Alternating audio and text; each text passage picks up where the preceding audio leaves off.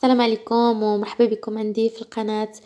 في هاد الفيديو غنوجد معكم وحدة من المعسلات الرمضانية اللي كيجيو مقرمشين ولذاذ.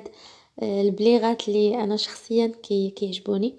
المهم بالنسبه للمقادير كنحتاجو ربعة ديال الدقيق، ربعة ديال الزنجلان، جوج معالق كبار ديال الزبدة مذابة، زبدة حيوانية من الأحسن باش كتعطي واحد المذاق زوين، معلقة كبيرة ديال الزيت أنا هنايا خلطتهم، عندي معلقة صغيرة مع أمراج ديال القرفة، معلقة ديال النافع، معلقة صغيرة، معلقة صغيرة ديال خميرة الحلويات، وقبصة ملح، وكنجمعو بمزهر. هنايا كنخلطو هداك الدقيق مع الزنجلان، كنزيدو عليه داك القرفة والنافع وخميرة ديال الحلوى، معلقة صغيرة وشوية ديال الملحة، كنجمعو وكنزيدو داك جوج معالق ديال الزبدة مذوبة ومعلقة كبيرة ديال الزيت، كنجمعو بكاس حتى الكاس وربع ديال المزهر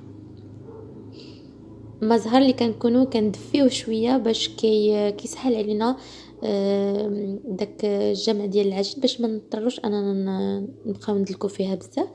كيسهل علينا من الاحسن نسخنوه شويه ونجمعوا به الخليط ديالنا ديال الدقيق والزنجلان. من بعد كنخليو داك العجينه ترتاح، كنقطعوها القطع وكنديروها في بلاستيكه باش ترتاح.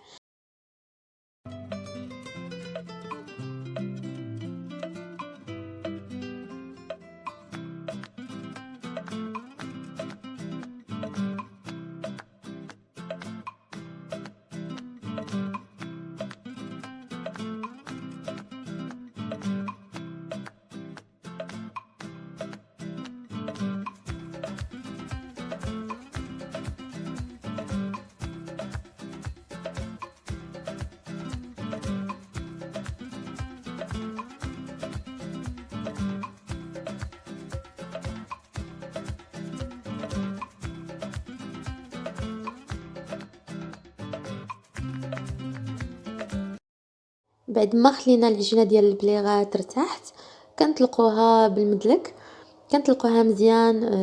العجينه خاصها تكون رقيقه، مهم كنطلقوها مزيان حتى كتولي رقيقه باش كيجيو البليغات كيجيو مقرمشين. المهم ملي كنطلقوها بالمدلك مزيان كنرشموها يعني بالاستعانه بجراره اولا نقدروا ناخذوا شي مرشم على شكل مربعات الا بغينا نجي يكونوا هذوك المربعات يعني في قياس واحد.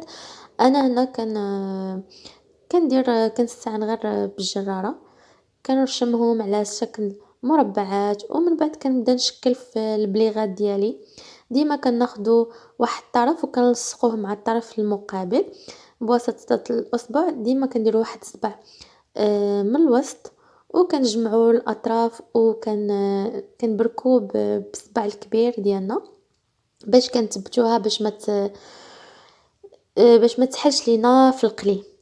كنبقاو كنستمروا بحال هكا حتى كنساليو العجينه ديالنا، كنخليوها ترتاح شويه وكنبداو نقليو في البليغات.